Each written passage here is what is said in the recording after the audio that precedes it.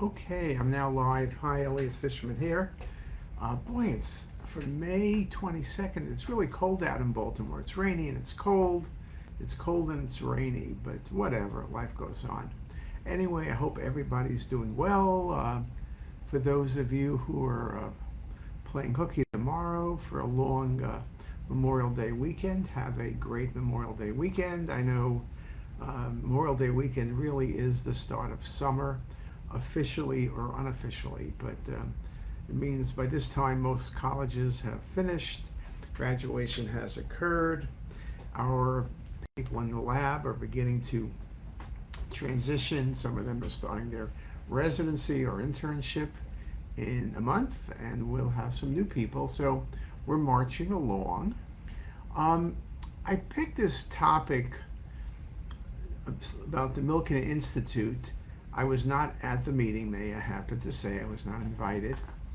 What can I say? But I wanted to speak to you about it because I thought it's a really good thing for many of you or all of you to take a look at. Now, the first thing I will say is the Milken Institute, there was a guy named Michael Milken, who's still alive and well, who was actually one of the real early aggressive investors with all sorts of fancy investment patterns, not just buying and selling stock. And I think he did get into trouble for that. I think he even maybe went to jail. But he's come back strong, and now his life is dedicated to healthcare, to charities, to knowledge. So his conference has thousands of people who go by invitation only, and there's hundreds of lectures. There's panels, panel discussion. And when I say lectures, I really don't mean lectures in the classic sense, but many of them are 3 or 4 people on a panel discussing an important topic. There's some interviews which last a half an hour. The panels typically last an hour. There's a few maybe an hour and a half. There's literally hundreds of speakers. And the reason I talk about it, it's for free. So if you go to the Milken website, you can sign up for it. They take your name. They're not trying to sell you anything. They don't want your money. And they then go into, and I'm looking at it as I speak to you, into many different topics. So for example, they had tracks. There's about 12 tracks. Anything from business and industry, financial markets, policy and regulation, technology and innovation, health and medical research. And they have multiple conferences that go on at the same time, but then you could watch them live, or now the meeting ended obviously on the 7th of May, so that's 2 weeks ago. Everything is online. You can't tell that you're not being there. I saw a wonderful interview with Milken interviewing Jensen Huang. I saw a number of the the health and medical research panels, some related to varying topics. For example, faster cures, things like that may have been a topic of interest. They had a lot of the talks are kind of forward-looking, not so much going back, looking at topics as much as fostering productive dialogue in our DNA, fighting food insecurity to improve health.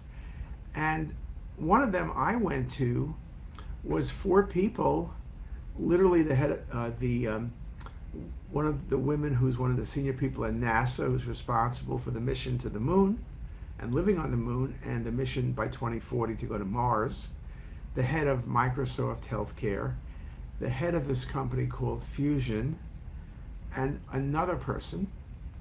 And what they spoke about, it's a funny group of people. For what was the topic exactly? I don't know, but I do know. But they were looking at, if you're going to Mars, there was the 4th speaker was a guy speaking about experience, where they actually, it's a new company that basically, if there's an event going on, let's say a football game, they have this big theater, very fancy food, everything else, where it's that experience for people.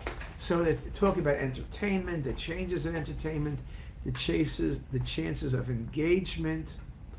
And if you're going to Mars, and it's going to take you months and years to get there, you need to be watching some stuff remotely. They talk about power, this fuse company using nuclear power so something this big can have the equivalent of hundreds of thousands of barrels of oil, but only take up this much space and be safe. And Amazon talking about healthcare, because you need healthcare remotely, but it's going to have to be remote. You're going to have miniaturization of devices. People will get sick. You're going to need to do remote surgery, right? You know, what if you're on Mars? You're not taking a surgeon with you. What if you have an appendicitis? You need someone who can do an appendectomy, open and close, and robotics now, and can potentially do all that. So really thinking, if you're going to go to Mars, yes, you need that spaceship. Yes, you need the plan, the fuel, the whole process. But there's so much of the human factors.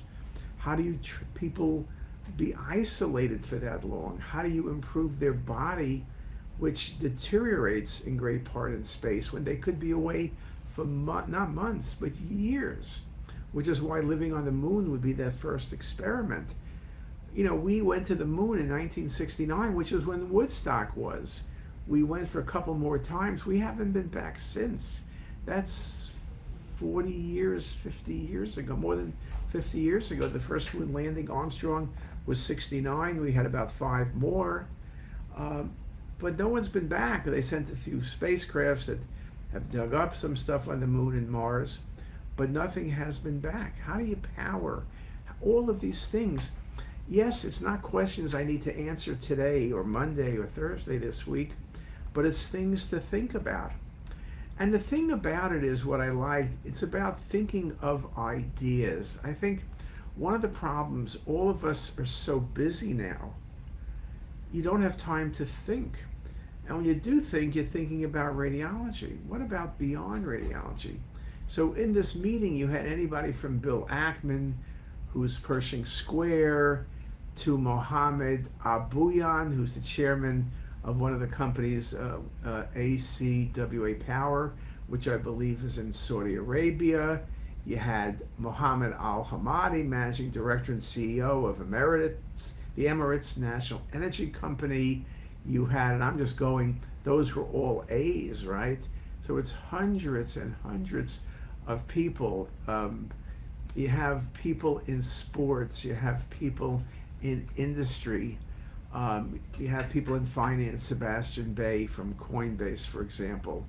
You have all of these people trying to think and tell you what they think. Now, I'm not saying you have to agree with any of them, and maybe you don't, and maybe you should be up on the stage and they should be sitting watching, but they're up there, and it's good to hear what they're thinking about, because we get stuck not thinking. You listen to Jensen Huang. Jensen was speaking about AI, which he always speaks about. That's what he does, right? But he was speaking about things like ChatGPT or any of those versions. And he was saying, what does he use it for? Well, let's say there's a topic he doesn't know, radiology, but he knows radiology. So you say to the AI, tell me about radiology. Tell me about body CT. And then if you still don't understand it, you say, tell me about body CT like I'm a 10-year-old.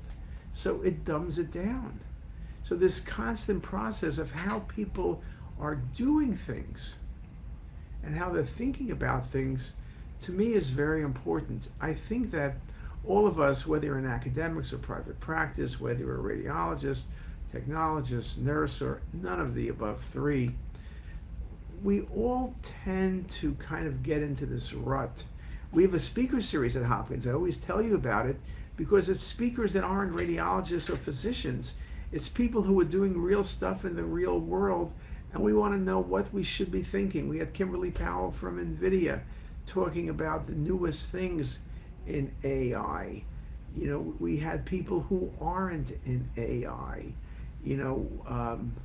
We had people in venture capital. We had people in industry.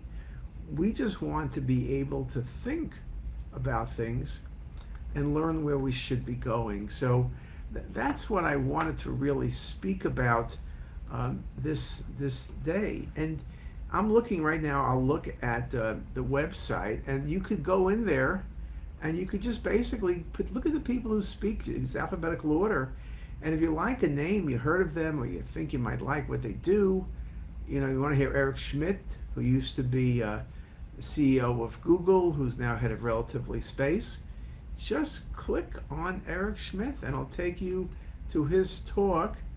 It'll tell you about him and it'll tell you about a panel. And this panel was a conversation with Eric Schmidt. He's a very, I won't say controversial guy, but he has a lot of opinions, a lot of thoughts. He's a thought leader in many, many different things.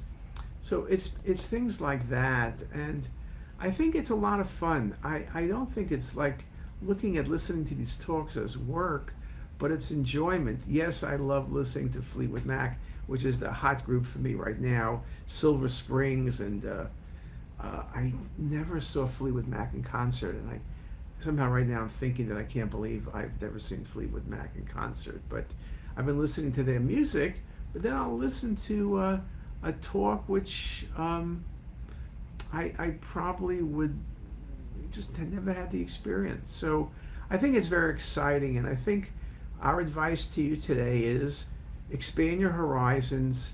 Think about what people are doing, whether you want to hear the CEO of X, which is the old Twitter, Linda Yaccarino, who's a great speaker, or you want to hear, I'm going to go with the Z's, Michael Zawadzki, who's from Blackstone Group. It doesn't matter who you want to hear. And the thing is, it's nice, it's for free. So if they ask you who referred you, say me. They don't ask you. They just ask your name and your email, and you do not get any solicitations for anything. And then you can actually sign up for a lot of their talks, their newsletters, their meetings. Nothing is for sale. It's all for free, to my knowledge and experience. So it's kind of a good way of learning a lot. And with that, let's get back to work and let's learn a lot today. Have a great Memorial Day weekend, everybody.